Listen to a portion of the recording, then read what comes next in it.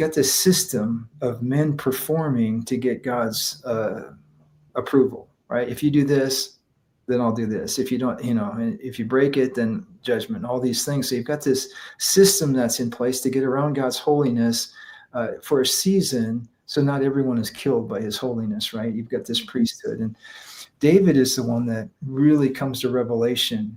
It's the most beautiful story. David throws on the linen ephod, and he should have been killed for that, right? Because he was from Judah. You had to be from the tribe of Levi and Aaron to go into the holy and minister in the holy place.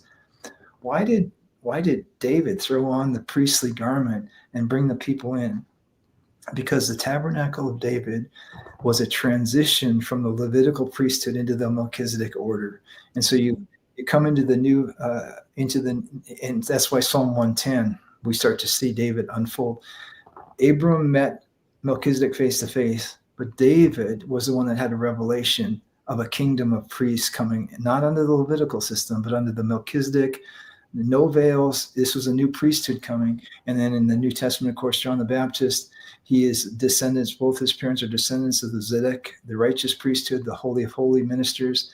He was legitimately in line to be the high priest in the Levitical order. It says to John the Baptist that he must decrease, Christ must increase. He was the greatest man born of woman. Why? Why was he the greatest? Because the Levitical system was now being given to Jesus as a new high priest. This is what Hebrews talks to us about. He becomes a legitimate priestly high priest. And I think some of the attacks I've heard against this are like, you guys are saying you're the high priest of the Melchizedek order. Oh, absolutely not. He is the high priest, and then he's appointed us to become priests and kings in this order. So what does that mean? It means it's completely contrary to the Levitical system. It's no longer performance. It's already identity. You've been grafted into Christ. Now you're functioning as Christ would function because you become one with him in this priesthood. And now we get to partake and do the things that the priestly kingly function. It's priests and kings together, right? You as a priest and a king. And so, gosh, if we go through Hebrews 4, 5, 6, 7, I think it's interesting in Hebrews 5. If you believe Paul was the writer of Hebrews or somebody else, it doesn't matter that to me. But if it was Paul, whoever, he's saying in Hebrews 5, he's saying, I've got a whole lot to tell you about the Melchizedek priesthood, but I can't because you're too dull of hearing. That really provoked me. It's like, oh my gosh, why? Well, he's talking about 4 chapters of you guys still can't get out of the Levitical system. You're still relating to God with performance, with doing things, and he doesn't want to be related by that anymore. Christ is the one. There's one sacrifice for all.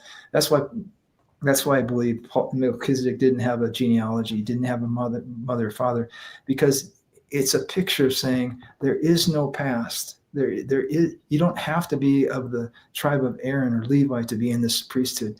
You don't have to be defined by your past sins. You won't be defined by your past sins. That doesn't exist in the Melchizedek order. We're coming into Christ.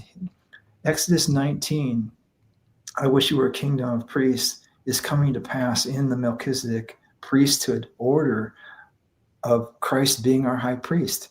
What other priesthood are we in? If he's the high priest of this priesthood and he's calling us to be priests and kings, are you under the Leviticals weren't kings, they were priests. We're not in that priesthood. We're in the king priesthood of Melchizedek, his order. And really the defining order, I believe, of the Melchizedek priesthood in the Old Testament, they live by performance. In the New Testament, we live by Christ's life in us. That's the distinction of the Melchizedek priesthood, is that Christ actually lives in us to fulfill the priest-king order. It's not something we're doing. It's not a set of rules and limitations. It's like, no, now Christ is living as a priest in us. He's the high priest. We become priests and kings and saying yes to the things that he's calling us to. I think, gosh, there's a lot of places to go with that, Leah, but I would, I think Dean and I are going to do a weekend, and you and I could do a weekend. I've got a bunch of friends to do this, but I was thinking about something you had shared a few months back that for me, like the lights just went on, and it has to do, first of all, Jesus isn't a Levite, so he couldn't be of the order of the Levitical priesthood, right? He's from the tribe of Judah. But you were sharing something on a Sunday, and it had to do with the high priest who's presiding over the interrogation of Jesus, right? And he rips his clothing. And you talked about that, the one priesthood ending and another one beginning with our high priest on the cross. He's performing. He is going to the cross. The Father with him, reconciling the world to himself as the high priest. Can you explain that a little bit more? Yeah. Because that's So important. it is important. So Caiaphas was the appointed high priest. He did have Edomite and mixture, so he shouldn't have been qualified, but he was the political high priest, Levitical high priest. And they're setting up Jesus with an accusation against him, right? And they want to catch him in something that's wrong. And so they bring him before Caiaphas, and they have a couple witnesses there. And one of the witnesses says, well, we heard him say that he will be seated with the Father on the throne, or whatever he's saying. And actually he's saying something Jesus did say. So the accusation was correct, but Caiaphas wanted him to say that so they could kill him, because now he's claiming to be God, right? Well, Jesus doesn't answer Caiaphas at first, but Caiaphas says something. He says, I adjure you to answer me. Well, Jesus had to comply with and fulfill the law. And so in Leviticus 5, it says, if witnesses are brought before you and they're testifying falsely, and you know the truth and you don't bring it forward, you engage in their sin of witnessing wrongly, right? And so Jesus says, okay, you adjure me, so I must speak. I must fulfill the law because I'm brought before these false witnesses. And then he says, yes, today I'll be, how does it go? I'll be seated with you in heavenly places. I'll be at the Father's right hand, and so forth. And at that point, Caiaphas rips his robe, his high priestly robe. Well, in Leviticus 10 and in Leviticus 20, it says if you rip your high priestly robe, you disqualify yourself from the priesthood. There is no longer a priesthood on the earth right now, a legitimate high priest, because Jesus is going to be the high priest that's actually overseeing his own death, burial, and resurrection. It's a pretty amazing story. It is. When you look into the details of it, it's beautiful. I love this message, and it's worth it to me, like, to go through, and I feel like it'll be years of like pushing against misunderstanding. Yeah. But when this message hits, I'm telling you, it will transform your life. It's everything Chris is talking about with the inward dwelling of Christ. But we have to know what order we are, and it has to be rooted from a place of identity, not just behavioral modification. The church has done behavioral modification, and it's definitely not working.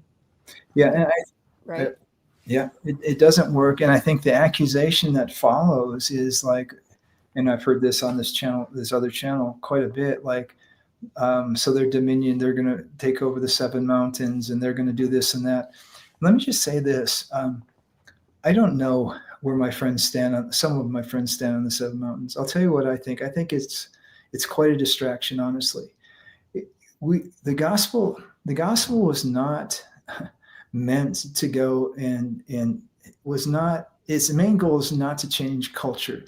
The gospel is meant to transform hearts into the full union with Christ, to come, the soul and the spirit coming into one with him, is the answer to John 17. Now, when that happens, it may or may not change culture. It may affect culture and may radically change it, or it may not.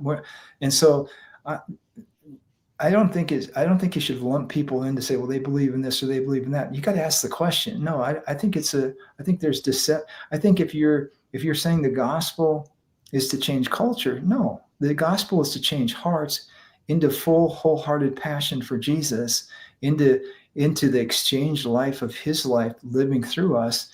And sometimes that will influence and change cultures, and sometimes it won't, but it's not the purpose of the gospel. I want to make that clear.